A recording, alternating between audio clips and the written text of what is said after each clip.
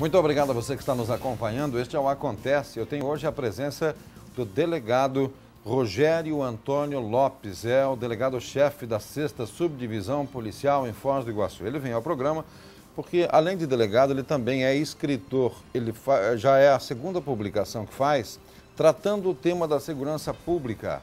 E tem dicas importantes para a gente que está em casa, porque a gente algumas vezes pensa que a segurança pública envolve apenas a polícia e o sistema judiciário, e não é bem isso.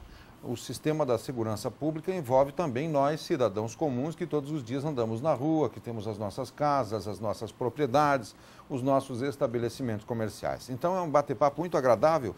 Eu queria convidar o senhor e a senhora que estão aí do outro lado para que nos acompanhem nos próximos minutos. Tudo bem, doutor? Tudo bem, é uma satisfação estar aqui, Carlos. Me disseram que o bom delegado, para ser bom delegado, tem que passar por Foz do Iguaçu. Diz que lá é movimentado, tem casos de todo tipo. É verdade isso, doutor? É um local diferente que tem as suas peculiaridades, inclusive geográfica, porque está numa região única do Paraná e, sem dúvida, a passagem por ali enriquece bastante profissionalmente qualquer profissional, inclusive da área da segurança. Bom, agora o senhor já tem isso no seu currículo também, né? Sim, estamos já há um ano à frente daquela subdivisão e conhecemos razoavelmente a região. Tem particularidades, assim? A Foz do Iguaçu é diferente de fato, não? Na verdade, o trabalho policial ele é único em todos os seus aspectos, em qualquer local. Agora, a Foz do Iguaçu, por ter essa condição geográfica da proximidade com a Argentina e com o Paraguai, tem algumas peculiaridades únicas em função dessa proximidade. Ou seja, o sujeito pode praticar um crime, ele tem a facilidade de se deslocar para outro estado, isso traz algumas dificuldades, o que facilita também uma interatividade com as polícias dos países irmãos. O senhor tem 49 anos. Dentro da polícia, aquela máxima, eu morro e não vejo tudo, também vale? Ou seja, a gente está aprendendo a cada dia coisas novas? Sem dúvida alguma, eu acho que essa máxima vale, Carlos, inclusive para a vida, né? E quem não tem a humildade de perceber isso, certamente deixa de aprender muitas coisas. Mas a situação da segurança pública, especialmente na área, se a gente dividir a segurança pública em dois lados, de um lado o crime, de outro as pessoas que estão contra o crime, a gente observa que do lado do crime as coisas evoluem muito rapidamente, né? A segurança pública é um tema muito antigo, mais do que a gente possa imaginar. Imagine você que o próprio Deus, enquanto no céu, teve seus problemas. Lá, quando houve aquela revolta, ele teve que chamar os seus arcanjos, e ali foi a primeira situação de confronto que houve. Num segundo momento, já no paraíso, quando foi colocada a lei para que se não se comesse da maçã, essa lei não foi cumprida. E houve ali, então, uma investigação para verificar o que é que havia acontecido, né? O momento em que Adão não negou o fato, mas também não assumiu a responsabilidade. Disse que a responsabilidade era de Eva, que também não assumiu a sua responsabilidade, passando a questão para a serpente. E essa questão é colocada até hoje. Nós encontramos situações assim ainda hoje nas delegacias. Então é uma questão evolutiva que a comunidade tem que conviver com isso. E como você bem disse no início, hoje a sociedade faz parte desse complexo e as soluções da segurança pública são várias, todas elas, porém, passam por essa interação dos órgãos de segurança, dos órgãos do Estado e também da comunidade. Mas o Brasil, não sei se o Brasil ou o mundo, ele vive de circunstâncias e só está satisfeito, o brasileiro tem muito isso, de ficar satisfeito quando encontra um culpado. Na polícia sempre tem um culpado, é? Isso é questão do ser humano. A segurança pública ela é feita por pessoas. Então, todas as nossas características são impressas também nesse trabalho. Nós podemos dividir, Carlos, a segurança pública em genérica e específica.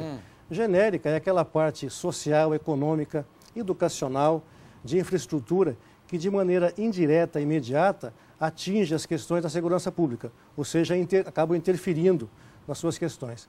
E a segurança pública específica é aquela que diz respeito especificamente ao trabalho das polícias, ostensivo e investigativo, ou seja, a Polícia Civil, quando ela atua depois que o crime acontece. Então, nessa área específica, a polícia pode atuar de uma maneira eficiente e eficaz. Já na segurança pública genérica, não está em nossas mãos, porém, as mazelas também temos que trabalhar com elas.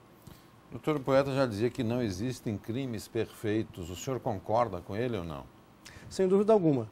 Hoje, qualquer tipo de atitude humana, são passíveis de serem descobertas através da investigação, da tecnologia, que hoje é de ponta, né? Mas sempre o espírito humano, ele se revela através do arrependimento, né? E dos valores da alma, que mais cedo ou mais tarde acabam se aflorando. E ao aflorarem, a polícia gosta muito disso, porque daí chega de fato no verdadeiro culpado, né? Só existem duas personalidades que têm o dom da onipresença. A primeira é Deus e a segunda é a comunidade, a sociedade. A comunidade tudo vê, tudo sabe. Nada acontece sem que ela perceba. O senhor acredita nisso? Sem dúvida alguma. Tanto que você veja que muitos crimes famosos, inclusive investigados pelas polícias mais eficientes e eficazes do mundo, como, por exemplo, o próprio FBI americano, só foram possíveis esses crimes de serem desvendados a partir de uma informação de alguém da comunidade. A tecnologia, o peso tecnológico, ele só vem num certo momento para avalizar aquilo que começou a partir de uma informação. Isso acontece todos os dias aqui no país. Então, essa participação, essa interação social, não um denuncismo barato, um macartismo, isso não. Mas aquela participação social com responsabilidade é fundamental, Carlos, para um trabalho eficiente, eficaz da polícia e uma sociedade mais fraterna e menos violenta. Mas a sociedade não costuma participar, ou até muito pouco tempo atrás, participava de forma muito tímida. E boa parte do compromisso da segurança atribuía isso à polícia. A polícia não vem, a polícia demora, a polícia não resolve, a polícia tarda e assim por diante. A comunidade se eximia disso. Hoje continua sendo assim ou ela está mais participativa? Você tem razão. Grande parte desse processo é culpa da própria polícia. Por quê? Porque a polícia não tinha a credibilidade da sociedade. Para que haja essa interação, é fundamental que a polícia tenha confiança do cidadão. Se ele não confiar na polícia, ele não vai até lá levar nenhuma informação, nem aquela que diz respeito a si próprio. Imagine informação que diz respeito a terceiros.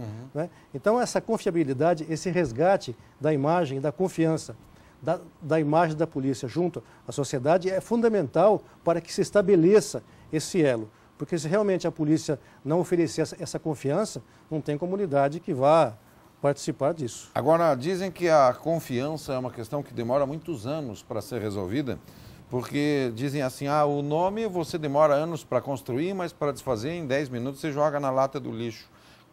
Esse processo de confiança entre a polícia e a comunidade está consolidado? Demora um pouco mais? Quando é que vai ser feito isso? É um processo constante. Na verdade, no Brasil, depois da Constituição de 88, estabeleceu-se lá no artigo 144 que a segurança pública é dever do Estado, mas também responsabilidade de todos nós. E a polícia tem um agravante. Até 88, ela funcionava como longa-manos do Estado. A polícia fazia todo aquele trabalho sujo que o Estado ditatorial assim implementava. E depois, com a vinda da democracia, a polícia foi uma das únicas instituições que ficou com essa pecha. Então é difícil você mudar isso, esses costumes que realmente ocorriam até então. Então é um processo constante, é mais ou menos como a busca da qualidade. Você nunca vai chegar, né? A qualidade não é um destino, assim como a confiança. É um processo constante e contínuo, que deve ser feito diuturnamente através de atos e atitudes. Mas aqui nós temos também novas gerações de policiais, nós evoluímos.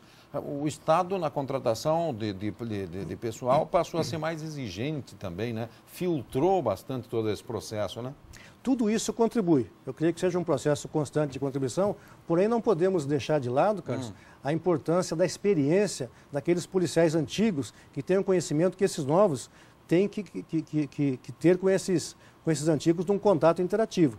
Então não podemos desprezar também aquela experiência daquela turma da velha guarda, que é fundamental na resolução desses novos casos.